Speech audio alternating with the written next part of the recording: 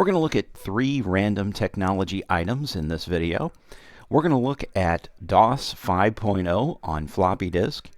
We're going to talk about a desktop television with FM/AM radio by Panasonic with a very strange mirrored image picture thingy on it. And we're also going to look at the Pocket PC, which is a Dell Axiom Pocket PC. So stay tuned. Let's get crazy.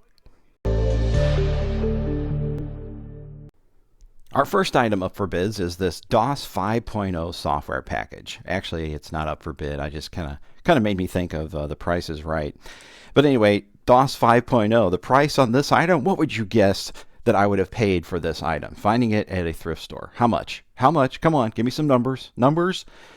Okay, the one who said $1 was right on the money. That's how much I paid for this DOS 5.0 package. Now, why would I talk about DOS 5? DOS 5 wasn't even the best one. DOS 6 was actually the cool DOS version, and I believe there was actually a DOS 7 if I remember correctly. But in any case, with DOS 5, why talk about this? Because there is a story behind this, all right? This was my first Windows, well, Intel operating system. Of course, it's not Windows, it's DOS, but this was my first operating system, okay? So why talk about it? Because when you turn it around and look at the back, it actually has a picture of my first desktop PC on the back. Now, it doesn't show it on there, but that is a PS2 Model 50, and that was my very first computer. I found my very first IBM computer. Actually, my first computer was a Tandy or Radio Shack color computer. I got that back when I was in the 8th grade. And after I got rid of that in my 20s, I was like, I'm done with computers. I think they're stupid. I'm not ever going to touch another computer again. And then I found this PS2 Model 50 at a garage sale, and I paid $20 for it. It did not have anything on it. It was completely wiped clean. Maybe if I had used some restore technology, I might have been able to restore it, but I didn't. So what I did is I went to, oh yeah, it actually says IBM Personal System 2 models on here. Yeah, there we go. Where's 50? There it is, Model 50 right there. So basically, this particular machine I bought and had no OS on it. And I went to a place called A to Z Used Computers, which is long since gone here in the St. Louis area. And I bought DOS 5 to load on it. This particular package here has everything with it, and it's never been opened. Look at here. This is the envelope that has the media in it. Still sealed. All right. The little tear thingy, which is right here, has not been torn. So it's got the original floppies in there. And get a piece of styrofoam. And you get, what else do we get here? Keep this information card. What else we got here? IBM Antivirus DOS. IBM Antivirus /2. Ooh, neat. Okay, got to order that. Here's the user's guide for this thing. There you go. Hours of amazing reading. So I put this on my computer, and then I had to go back to A to Z and buy a VGA monitor because I didn't have a VGA monitor at the time. And I think I paid $100 for this old, decrepit VGA monitor. But I was in the game, guys. It was awesome. So that's kind of a quick synopsis of my first computer. I ended up finding a modem. It uses what they call microchannel cards on the inside. I bought a modem for it, and then I got America Online for DOS, and then I was online and I was having a ball. I was like in the next century. So my next computer after this IBM PS2 was an IBM Aptiva, which I found at a store in Festus called Bud's Place, and it was essentially all of Walmart's rejects. It was just like a rejects store. It was owned by Walmart. And my wife and I, when we were dating, found the computer there, and I think we paid $500 for it. And it was probably I think looking back, it was a 33 megahertz. Yeah, 33 megahertz, had Windows 3.11 on it. It was like a multimedia extension operating system version of Windows. And then later, somebody at my church lent me Windows 95, and I was like, oh my gosh, this is so much better. I hated Windows 3.1, just hated it. Tried to test out of it when I went to school, and couldn't do it. But I did test out of this one. This box saved me some tuition because I tested out of DOS because I owned DOS. I bought it, and I found out that Vatterott College in St. Louis still teaches DOS. Somebody that's still going there told me that. So DOS is essential, folks. You need to learn DOS. All right, enough about that. Let's go on to the next item. Our next item is the Axiom by Dell Pocket PC, which came out in the early 2000s, probably 2003-ish, somewhere in there. I didn't exactly look it up, but what I wanted to talk about was more about the story of how the Pocket PC impacted my life. But as you can see on the top there, I've got a Dell Wi-Fi adapter plugged in, and it uses the compact flash connector on the top of the unit. And it cost me $5 off of eBay for that because I wanted to get it on the internet to show it to you guys. And the unit itself, which is like brand new, has barely a scratch on it. I got it from a garage sale, and the lady who sold it said that she had bought that years ago because somebody told her she needed to own one, and she never used it. So she preserved it just for me. So let's dive into this thing a little bit. Let me reorient the camera, and we'll see what kind of experience we can have on the Pocket PC running Windows CE. All right, so here it is fired up. I've got it on my local Wi-Fi. It's connected to a guest network that I set up without security on it because this operating system is so old, it does not understand modern security for Wi-Fi. So the unit itself, let's see, let's go to Start, and then we'll go to Settings, and then we'll go to System and About. So here it is, Microsoft Pocket PC. It's running version 4.20, copyright 96 to 2003. It has an Intel PXA 255 processor, 63 megabytes of memory. The expansion slot is in use, and I am the owner.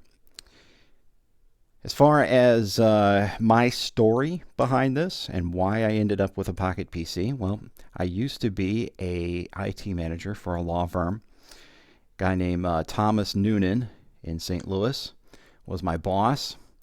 And at the time, he was looking for a BlackBerry. And he ended up bringing one back to the office and said, hey, I found this BlackBerry. I was wondering if you could get it working and get it synchronized with my computer and my Outlook and stuff. So I did all that. And then later he came back to me and said, you know, I'd really like to have a phone that has a camera on it. And I said, well, to meet all these specifications that you desire, you really need a Pocket PC phone. So I got him this gigantic Hitachi Pocket PC phone.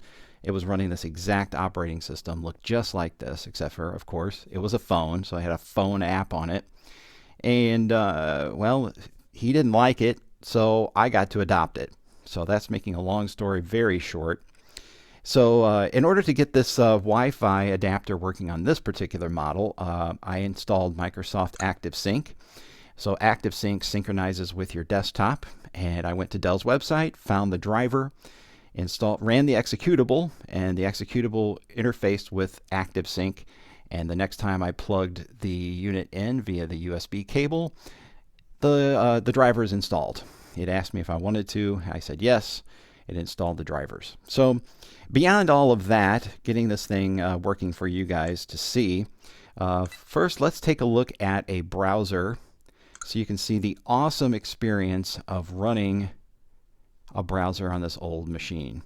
So look at there. We've got, let's see. Oh yeah, we went to Craigslist. So let's go to About. Now notice just how fast and, responsive this machine is. It's amazing. Now obviously the internet has changed quite a bit, and I had to pick a website that would actually load fairly quickly. Craigslist their design is from the 1980s, I think. So just to give you an idea of what the internet is like running it on this thing. Now you can also run the internet through your desk or through your laptop or your desktop and synchronize it that way too. And I'll show you a little bit more of the hardware here in a second, but just things that are interesting. The internet, okay. The next thing is Windows Media Player. So this thing has an SD memory card slot in it, and I'm going to go ahead and play you some media that's on there. So here's a C3PO's serial commercial that at some point I ripped it so it would run on slower pieces of equipment like this. So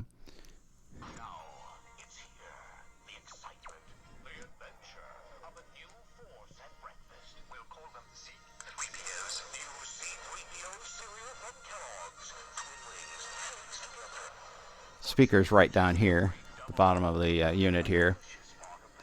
So there's a C3PO serial commercial.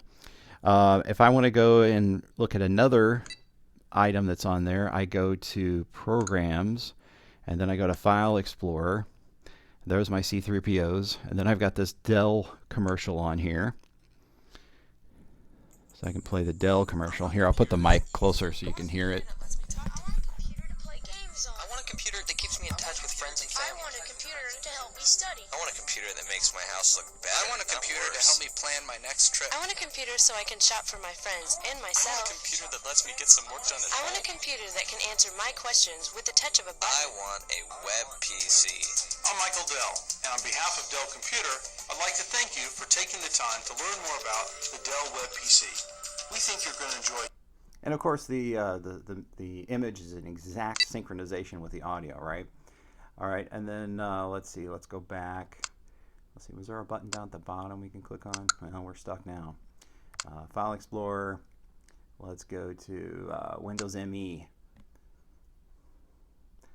This video was actually on Windows ME when you first booted it up.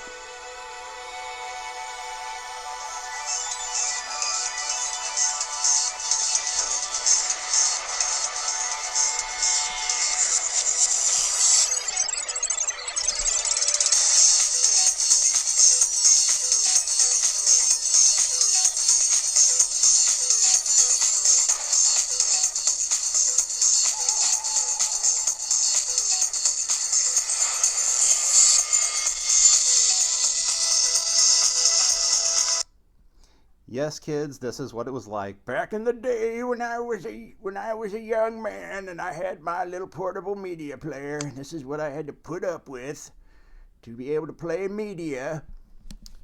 So, as you can see, this thing is pretty much worthless. I mean, it's just awful. The experience on this thing is terrible. Let's see, Pocket Excel. Let's go in and let's just make up an Excel spreadsheet real quick. Want to? And look at this delay. Look at this lag, this load time here. Clicked on it like 10 minutes ago. Now it opens. All right, so then I can go crazy and just start doing stuff. Isn't that great? So, yep, I'm making my Excel spreadsheet now. It's awesome. Saved it as book 1. Go into my pictures. Don't have any pictures on here. It's awesome. Do my data backup. I can use my calculator. Ooh, look at that. That's fancy. This is great. MSN Messenger, Pocket MSN, Pocket Word, Terminal Services Client. So I can actually connect to a remote desktop somewhere. I can actually work from home on this thing. Imagine that. I could actually operate Windows 10 using my Windows CE. All right. So that's kind of an overview of the operating system and the amazing experience you'll have with it. Let me just show you the unit again real quick, and then we'll move on to that awesome television I showed you at the beginning. So very quickly here, I'll just kind of show you some of the buttons and stuff. So I have instant access to my calendar by pressing this button right here. Then my calendar will open up. I don't have any appointments for today. Of course, it's a holiday when I'm making this, so hey, I got the day off. This button here brings up my contacts, brings them up instantaneously. This button here will take me into my email. There's my inbox right there, ready to read my mail. And then last, this button here is the home button. which takes me to this really funky, bubbly menu of some interesting things there. Some of the stuff we've already seen, actually, just a little bit fancier looking. All right. And I've got a navigation button down here, so I can move left, right, up, and down. Again, this is the speaker that brought us that high fidelity sound we heard earlier. Going along the side here, nothing on this side. The unit has a backup battery in it, a CR2032, I believe, and I did not replace it. Didn't have one handy.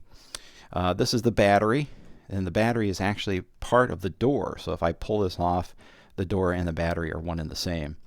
On this side here, I've got some, looks like navigation buttons, and I'm not entirely sure what that button right there does, or this one for that matter. Probably a scroll button, scroll up, scroll down. Here's where I put my SD card in there. And let's see, got a power button up here. There's a little hole right here for a microphone, so you can do some notation. You've got a headphone jack here on the top. Your compact flash slot right here. I'll take that out just to show you. There's a compact flash. And of course the slot for my stylus. All right. So again, folks, this is the future. Oh wait, no, this is the past of mobile computing. Along with it, I got this awesome dock. Isn't this great? It's absolutely cool, and it's reflective and shows exactly what's going on around the room. So, and it's kind of neat. It actually lights up Dell right here when you plug it in and you're charging. So there's the bottom part of that as well for your viewing pleasure. All right. So now let's move on and check out a 1985 television. When I saw this amazing device sitting on the shelf at my local Goodwill store, actually it wasn't a local one, it was St. Charles, Missouri Goodwill store. I saw this and I was like, what on earth is this thing? And well, it's a desktop television with FM AM radio, and it's a clock radio as well. And it's really, really funky, okay?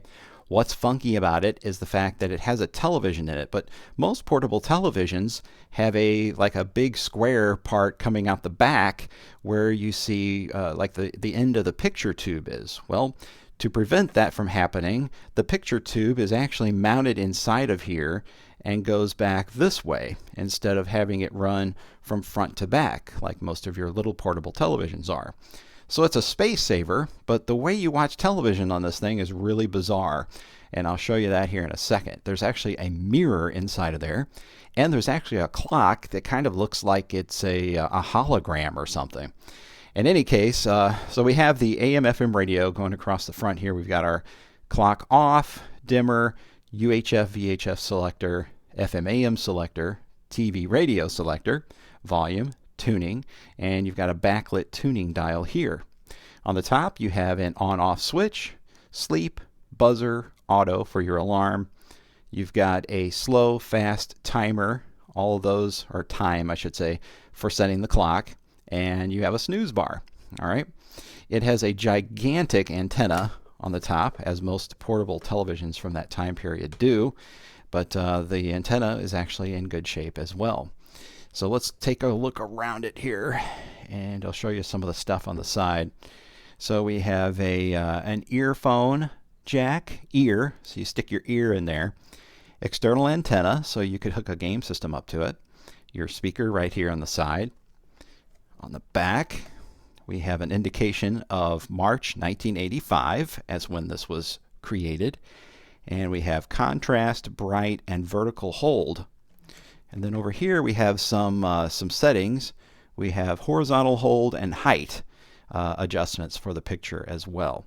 So this is a model number TRF498P. That is the model number on this unit. And it is in like absolute mint condition for its age.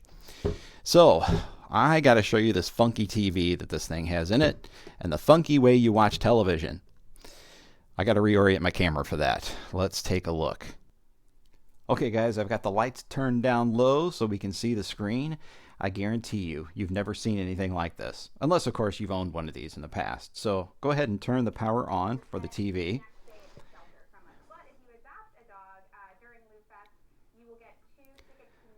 So there you go. You are watching TV through a mirror. This is a reflection of the picture tube, which is actually deep inside the unit on the right side.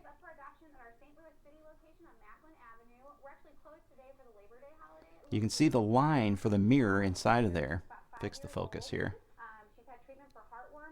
See that line running down the bottom down here? That's where the mirror, the edge of the mirror is. But the picture is actually coming from inside the unit on the right. And you can see it right there.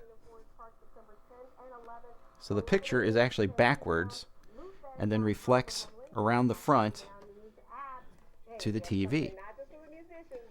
Now the strange thing about the way this is set up is that the only way to watch television on it is to sit directly in front of it. You can't move around. You can't be across the room and watch TV on this thing. Watch what happens. If I pull back and I walk over here, I can't see the picture anymore. Or if I walk over here, I can't see the picture anymore. So I have to sit directly in front of the thing to see it. How bizarre. Now the picture is coming over through channel 27 right now, and 27 is being broadcasted from my basement via a UHF transmitter that's connected to a over-the-air digital tuner. So this is my local affiliate, channel 2, being broadcast through the air to this particular unit. Isn't that crazy? Now the next thing that doesn't make sense about the way this was designed is the clock. So I turn on the clock actually appears in front of the image of the television. The way they did that is this mirror in here is a two-way mirror. So this clock is actually behind the two-way mirror, and then when I turn on the TV comes in behind it, and it almost looks like the clock is a hologram in front of the TV signal. I almost should have done this in 3D. It's that kind of effect that you would need to see to get the full effect of what's going on with this thing. So that's the other weird thing, is if this is a clock radio and you're laying in bed at night, you would actually have to get up or sit up and look directly down into this viewing area here to be able to see what time it is. So if I have the clock on only and I move around, let's say I move across the room here. I mean, not only is it a small image, you know, small numbers and so forth, but it's hard to see at different angles. Quite bizarre. So again, it's not as hard to see from across the room as a television. We'll give it that. But you can't watch TV unless you're just sitting right in front of this thing. It's just so weird, dudes. All right, what about the radio? Does the radio work? Let's take a peek at that. Okay, with the lights back up, let's go ahead and take a look at what the radio looks like and sounds like. So I'm going to go ahead and switch it from TV to radio. And like I said, I can go ahead and turn my clock off if I'd like. I can also dim the clock like that. Change it from UHF to VHF. TV radio, let's go ahead and turn the volume up. Volume control's a little scratchy there, of course, from age.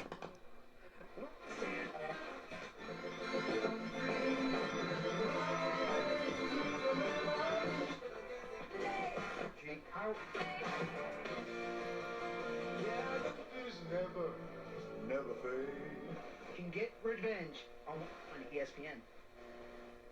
You've heard. Participation may vary. Additional charge for extras and deluxe, plus tax where applicable. Prepare. And I believe the AM radio actually works decent. And he thinks they're going to punt Hillary off the ticket, but I'm going to assume that Hillary stays on the ticket. I think Donald Trump is has given men the unique ability and responsibility to determine what something becomes. So there you go. AM, FM radio, and built-in television with clock radio. And a built-in clock, which is a hologram clock. So, what a unique item.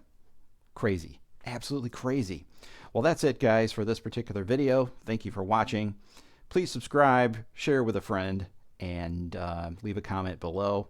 Tell me what you think of this item. Have you ever seen anything like this? I mean, did your grandma have one of these? It's from 1985. I was 15 in 1985, so this would have been a fantastic radio clock thingy to have on my nightstand. So anyway, I'll see you guys next time.